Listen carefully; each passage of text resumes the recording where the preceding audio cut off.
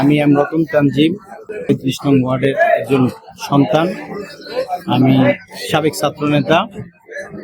তো আমি পবিত্র মাহে রমজান উপলক্ষে আমার এই ওয়ার্ডবাসীকে নিয়ে একত্রে একসাথে ইফতার করার জন্য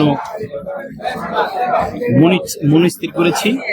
তো এখন একসাথে তো সকল ওয়ার্ডবাসীকে একত্রিত করা সম্ভব না, তাই পর্যায়ক্রমে প্রতিটা মহল্লায় মহল্লায় পাড়া মহল্লায় করে শুরু করব। সেই লক্ষ্যে আজকে এই মহল্লায় আমি আজকে ইফতারের আয়োজন করেছি।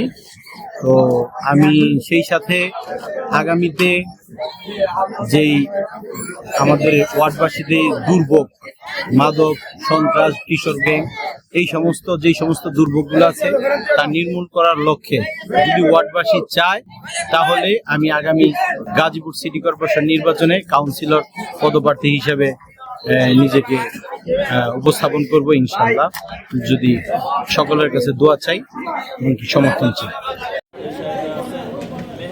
সর্বতের গ্লাসগুলো সর্বতের গ্লাসগুলো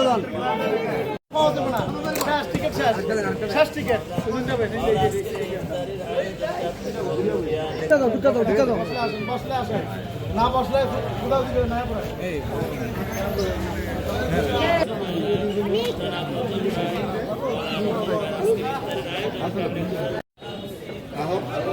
আমি শর্টটি লই